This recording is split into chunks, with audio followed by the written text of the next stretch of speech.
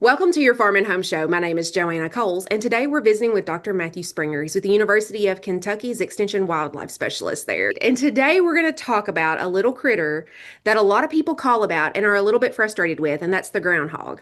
Groundhogs are one of our mammals that is a true hibernator. So we don't often see them in the middle of winter when it's cold outside. But usually, come spring, when it starts warming up, we have those 60-degree days. They come out of hibernation, start eating. Folks will notice them either in or around their yards, if they have a garden started. Around a shed or a barn, you'll start seeing activity pick up. So usually spring and summer is when we see them the most. They're basically vegetarians, they're herbivores. So they're going to consume a lot of clover. I had a mulberry tree in my backyard growing up, and when those mulberries were ripe, that groundhog was 25 feet up in that tree eating mulberries. Unfortunately, a lot of the things they will eat are things that grow in your garden. Mostly, it's herbivory, so they're eating plants. We probably see more issues with groundhogs in urban, suburban areas now than we do in rural areas. And a lot of that probably has to do with, the widespread abundance of coyotes, who are a major predator for them. We would see groundhogs out in the middle of soybean fields constantly, where they can cause a lot of problems and do create these little like Swiss cheese situations where they eat every soybean that's growing near their hole.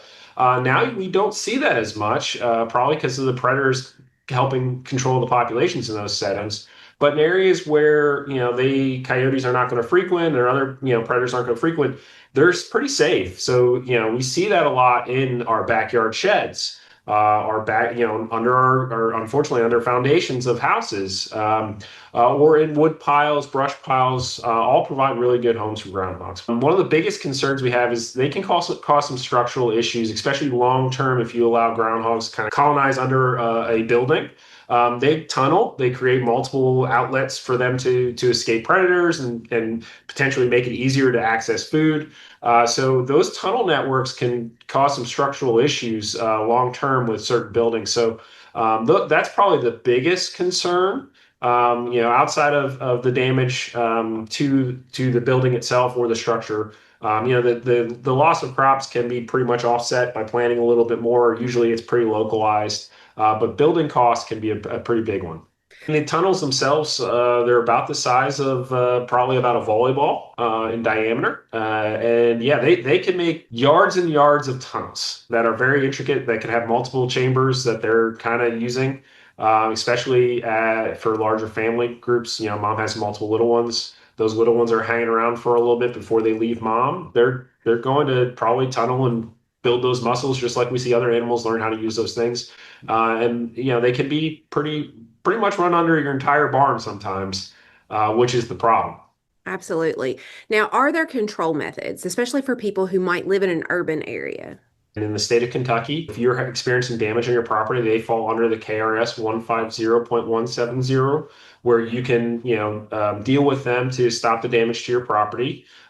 So you either use lethal force or, what we would like you to try is, block up the tunnels and you can cover them up or, make efforts with chicken wire to make it harder for them to use.